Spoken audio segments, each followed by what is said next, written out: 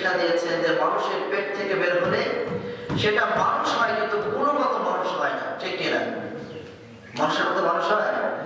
যদি মানুষের মতো মানুষ যদি আমরা হতাম, মান প্লাস হুশ, যার হুশ আছে, যার বিবেক আছে, তাহলে বিবেক টাকা আছে, দোস্ত আসতে পারে না, আসলে বিবেক টাকা আছে, বিবেক তো সবারই আছে।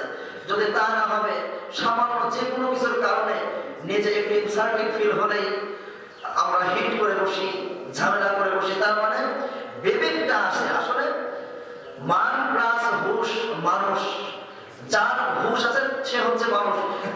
মানুষের ভিতরে যদি হুশ থাকে, তাহলে সর্বপ্রথম হুশ থাকার দরকার আমাকে যিনি বানিয়েছেন তার নাম কি? আল্লাহ। পৃথিবীর বুকে এমনি এমনি কোনো কিছু হয়ে যায় না, বলেন?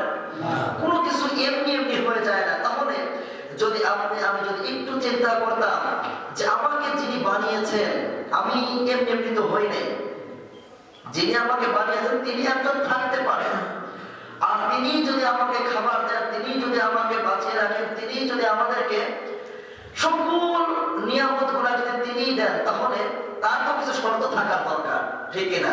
তার তো কিছু শর্ত আছে। তাহলে আমরা শুনি যে আমরা মানুষ পৃথিবীর ভিতরে আসছি, আবার আমরা চলে যাব, তার মানে ম্যানেজ মর্টাল, মানুষ মরণশীল। তাহলে যত চলে যেতে হবে, তাহলে দুনিয়ার ভিতরে আমাদের কি করণীয়? আল্লাহ সুবহানাহু ওয়া তাআলা বলেন, ইল্লা লিয়াবুদুন, তোমাদের ইবাদত করতে হবে। কি করতে হবে? ইবাদত করতে হবে। তাহলে যদি আমি মানুষ যদি হই, আমার ভিতরে যদি হুশ থাকে, তাহলে আল্লাহ সুবহানাহু ওয়া তাআলার ইবাদত ছাড়া তো আমার দূরে থাকার কথা না, কথা বলেন, ঠিক কি না?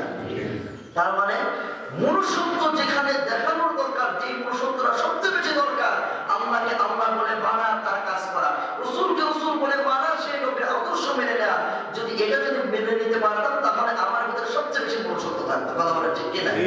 আল্লাহ সুবহানাহু ওয়া তাআলা সেই সকল অমানুষদের ভিতর থেকে যে আমাদেরকে ফাড়ে করে মানুষের ভিতরে আল্লাহ সুবহানাহু ওয়া তাআলা শামিল করেছেন। আরেকবার খুশি হয়ে পড়ছি আলহামদুলিল্লাহ। নবী মুহাম্মদ সাল্লাল্লাহু আলাইহি ওয়া সাল্লাম মদিনা আহমদ মুস্তাফা নবী আকরাম সাল্লাল্লাহু আলাইহি ওয়াসাল্লামের উপর সবাই অন্তরে স্থল থেকে সমস্ত ভালোবাসা উচ্চারণ করে একযোগে বলে উঠছে সাল্লাল্লাহু আলাইহি ওয়াসাল্লাম। সম্মানিত উপস্থিতি, দেখতে দেখতে আমাদের মাস থেকে রহমতের মাসে 6টা রোজা অতিবাহিত হয়ে চলে যাচ্ছে। সম্মানিত উপস্থিতি, তার মানে রহমত আমাদের থেকে কি করতেছে? বিদায় নিয়ে চলে যাচ্ছে। সম্মানিত উপস্থিতি, আগামী বছরের আবার